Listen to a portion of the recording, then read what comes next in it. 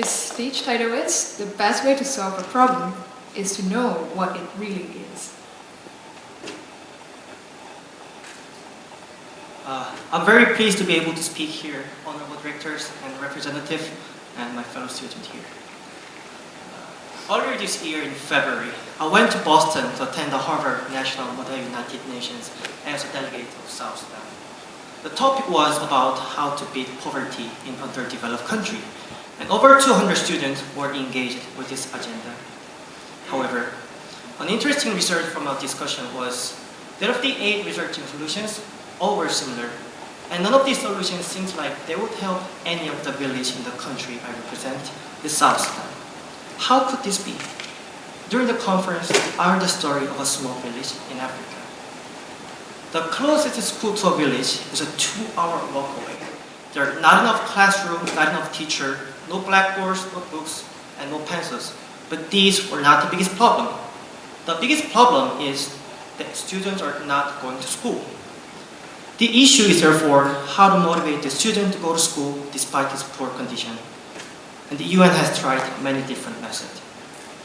We have invested a lot of money for a better infrastructure, renovating school, hiring more teachers, acquiring more books and pencils, and so on. But unfortunately, it has had little effect. Why is that? What have we missed here? Several well-respected researchers, Michael Kramer or Esther Duflo, found some interesting reasons behind this low attendance rate. Yes, some students didn't go to school because of infrastructure or resources. But the critical reason behind is that students couldn't walk 2 hours to school every day because of food disease and hunger.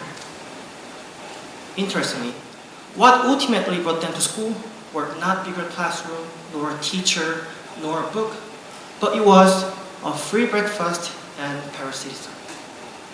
This innovative solution succeeded in reducing 75% of absenteeism at school. And would it not, therefore, be a suitable plan to introduce this well-founded idea into other underdeveloped villages to bring other children back into school? Unfortunately, it may not be that simple. The problem of low attendance rate might look similar to that of the other underdeveloped villages, but actually it can stem from many different reasons as well. The phenomenon that we see is caused by individual countries' mixture of history, politics, economy, climate, and customs, many different reasons. Sadly, the origin of absenteeism at school are obscure truths. Though we may never be able to truly solve this problem without knowing underlying causes, but still we must strive to understand the underlying truth behind it so as to at least try and improve this situation. So, how can we do this? First-hand experience is one very good option. I'd like to address my fellows here, futures leader and futures member of the UN. Do you really want to help the world? Do you really want to do more to reach those who are most vulnerable, who are not counted, and who have not shared the improvement of past 15 years since we set millennium goal? Then I challenge everyone here today to close the book, go out, and look with your own eyes. If you don't understand what extreme poverty is on a fundamental level, what it means to have universal primary education, and what it is that exactly threatens child mortality and root problem causing human suffering today, all the study we do with books in the library might just end up being a photo effort with only a tiny hope of being used someday in the future. Knowledge is useful only when it matches to environment where it is of practical use.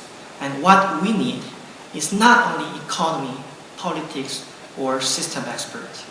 We also need a local expert who can see sometimes elusive factor causing the problems. Be the one and save the people.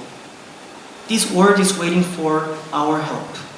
And I hope you realize what you're facing right now. Thank you all for taking time to listen, and hope to see you again in a better future. Thank you.